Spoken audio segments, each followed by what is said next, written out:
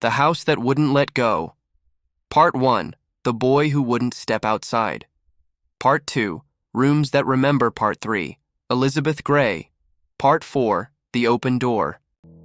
The boy who wouldn't tag, "You're in, Elizabeth." Where do little girls go when they die? The old girls' school slept behind the trees like a secret, but the house never slept. It listened. Evan Lynn hasn't stepped past his porch in 23 years. The world beyond the railings is heat and grit and chaos. Inside, everything is numbered, stacked, measured. Precision is safety.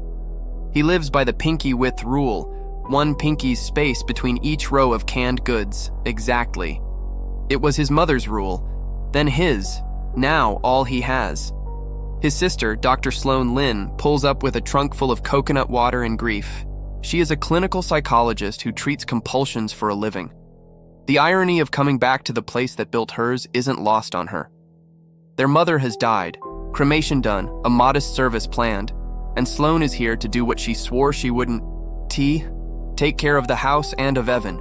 She brings Diesel, her soft-eyed dog, because something warm has to exist in a place like this. The house was once St. Eliza's School for Girls, shuttered in 1919 after an incident. The oak in the back is older than the town. It leans over the roofline like a hand over a mouth. In the foyer hangs a cracked portrait of a girl with a crooked smile and a steel brace buckled at the knee. A pale name is penciled beneath the varnish, E. Gray. Someone later added it in childish block letters, Elizabeth. Evan lives by ritual. Sloan breaks ritual by breathing. He counts, wipes the counters 30 times, aligns the glasses, then checks the back door lock until his knuckles burn. Sloan tries to make him laugh, tries to lure him to the threshold. "Just one step," she says. He doesn't. She offers graded exposure, a palm on the porch post, 5 breaths, back inside. He retches at the thought. She drops it, for now. It starts small. Diesel tracks in soil from the yard. Evan panics, scrubbing invisible filth from floorboards that already shine. The next morning, the pantry is wrong. Not merely disturbed, recomposed. The labels face inward, rows invert. A geometry Evan would never permit. Sloan assumes he did it in a spiral, a compulsion loop he can't recall. He swears he didn't. At dusk, she hears humming from down the hall. A child's tune, 2 notes too high. Diesel's ears prick. He stares at the dark seam under the basement door, tail thudding once, then not at all. Sloan opens the door. Cold air climbs the stairs. There's nothing to see, only the old coal chute, the low brick arch, the thin, perfect line of dust disturbed by a small bare foot. Sloan finds a brittle clipping in a book of house deeds. Elizabeth Gray, 9. Disciplined repeatedly for insolence and theft. Last entry, removed. No date, no explanation. On the 3rd day, Diesel snaps. No growl, no warning. Just white teeth at the edge of Sloan's sleeve like a flash of lightning without thunder. He has never done anything like it. Evan panics. Sloan kneels, coaxes the dog back, heart pounding. Something's wrong with him, she breathes, or with this place. Night falls thick and heavy, and the oak presses its shadow hand against the kitchen windows. From somewhere inside the walls, a whisper, "Tag, you're in, Elizabeth."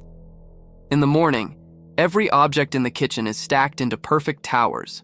Plates, cups, cutlery, balanced with surgical cruelty, and at the top of the tallest stack rests Sloan's car key. Beneath it, scratched into the oak table in a child's hand, "Don't move anything." Part 2. Rooms That Remember. The stacks come down with a single breath, and the house is very good at taking breath away.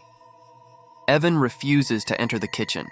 If he breathes wrong, the towers will fall, and falling means chaos, and chaos means... He can't complete the thought. Sloan reaches up, steady and slow, slides her key free. The plates do not fall. The house lets her have this one thing.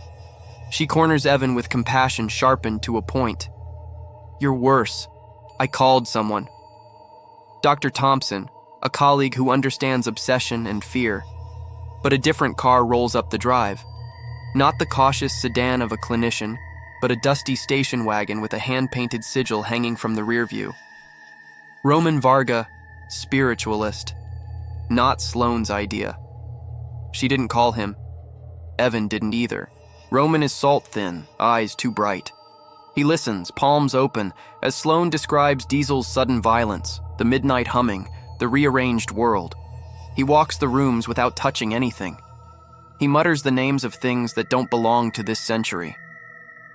Boarding schools, he says softly at the landing, were very good at breaking spirits and very bad at releasing them. In the attic, he finds a canvas facing the wall. He eases it around. It's a classroom painting. Girls in gray, hands folded. Third from the left is the crooked smile, the steel brace. Someone scratched out the teacher's face and smeared the eyes black. On the back, a rhyme in faded pencil. Count your cans and count your sins, leave the girl where she begins. If you move, she moves you more. Pinky widths and locked front door. Roman asks for a bowl, salt, and water. He blesses it with words from 3 languages and tells Sloane he'll need holy water from town to finish.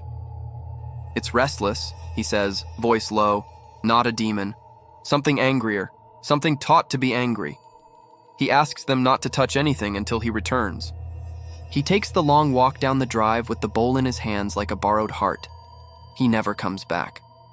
Sloane finds his bag on the porch at dusk, the sigil tucked in its pocket. The front door is open, though Evan swears he locked it 7 times. Inside, Diesel whining from behind the laundry door. A single wet footprint on the hall runner, small as a doll's. They search. Evan, shaking, steps 1 foot, then another, past the safe rectangle of the living room rug. It feels like crossing thin ice. In the cellar, Sloane's phone light finds a shape that is almost a man hiding in the coal shadow. Not Roman. Coats hung on a pipe, moving on air that isn't there. They go back up too quickly. That's always when stairs bite. The heel slips, the shoulder hits, the light cartwheels. Evan goes down hard and vanishes into the dark between the bottom step and the floor. For a long moment, Sloane can't hear him, and then his voice echoes up through the ductwork, thin as a child's.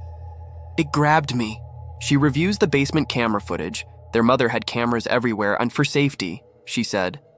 It shows Evan stepping down, the light sputtering, and a shape peeling off the brick, a negative space in the shape of a small girl. It places a hand on his ankle. It is gentle about it. He falls all the same. Back upstairs, Diesel begins to bark at a mirror. Not at his reflection. Past it. Sloane angles the glass and sees a sliver of the hall you cannot see when you are in the hall, and for a heartbeat she swears she sees the edge of a metal brace step into view and out again. Sloane turns and finds Evan's neatness spread to the entire house. Not just stacked, reordered, drawers inverted, books sorted darkest to lightest, sockets aligned to the same compass point. In the middle of the living room carpet, a child's rope circle. Inside the circle, Roman-esque car keys and a single plait of hair tied with a gray ribbon. Part 3. Elizabeth Gray. She doesn't knock, she doesn't ask. She borrows bodies like coats. Sloane starts to speak a prayer she doesn't believe in and stops halfway through the name. Something passes down the hall like a ripple through cold. Diesel's bark gutters to a whine, then to silence. The laundry door opens by itself. The hinges don't even complain. The house remembers the punishment room. Roman found the window, boarded from the outside decades ago. The rumor, misbehaving girls were shut in for days with bread and water and lessons written on tablet slates. Elizabeth Gray grew sick there.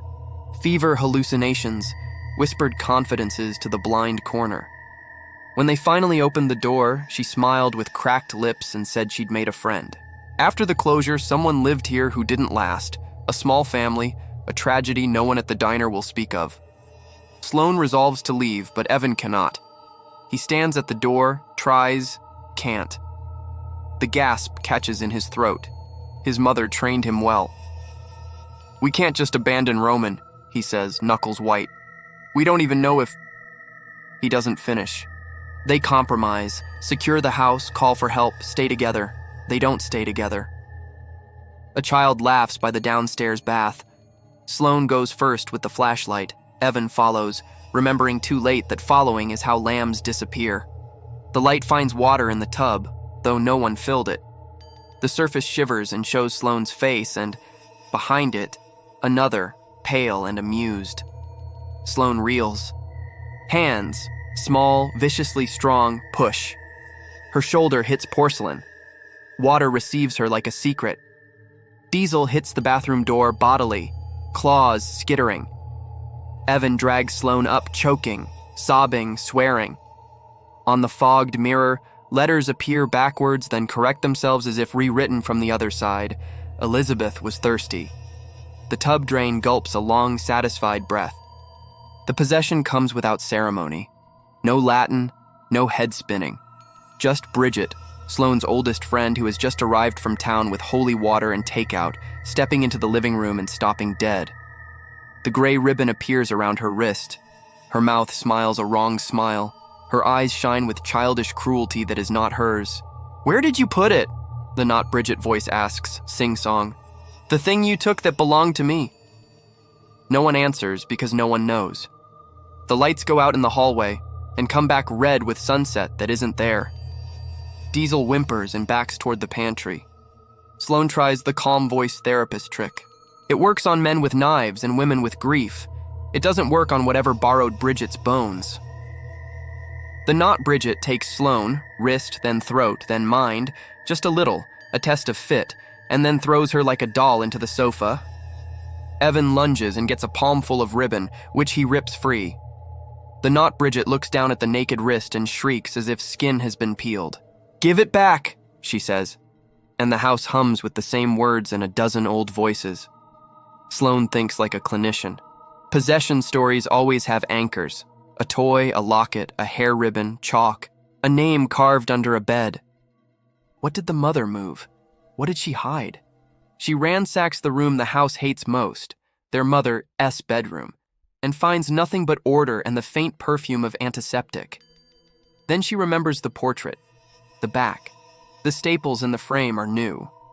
Sloane pries it open with a butter knife, and behind the canvas she finds a thin tin box tied with string. It rattles.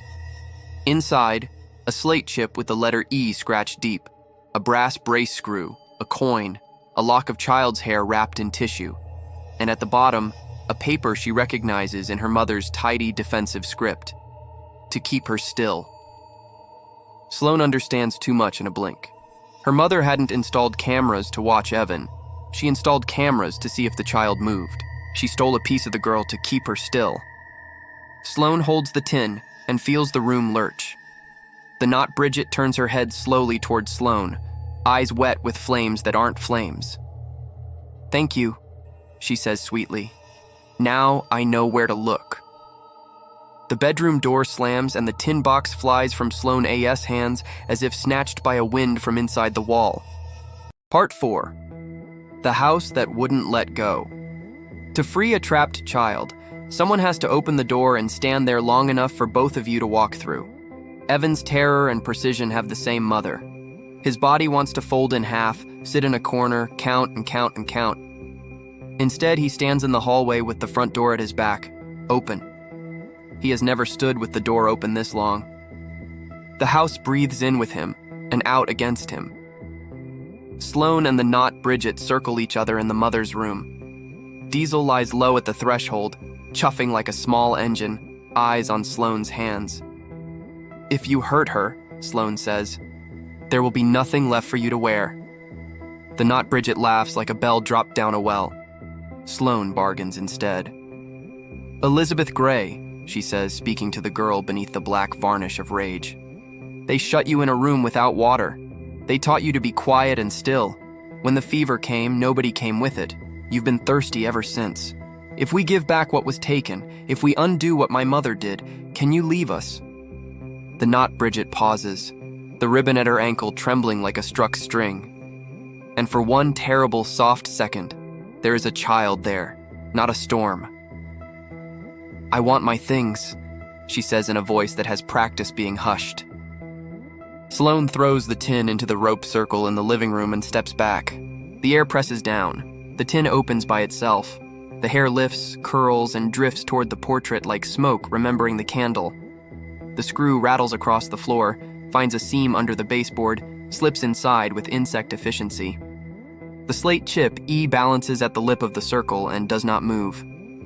The house wants something else. Sloane doesn't have it, until she does. She sees Evan's hands, cracked, raw from washing, and remembers a story her mother told wrong. I kept him clean so he would be safe. But the truth of ritual is sacrifice. Her mother took something from Elizabeth and fed it to Evan's fear, day after day, order as offering. The house can only breathe because Evan has been holding his breath for 23 years.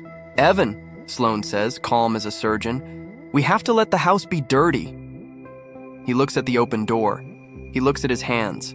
He nods once. He walks into the kitchen and pushes the towers with his palm. Porcelain crashes like surf. Glass breaks like ice in spring. He rakes canned food into chaos with his forearm and scatters labels like confetti at a funeral. Diesel bounds through the wreckage, tail up, as if this is a game that finally makes sense.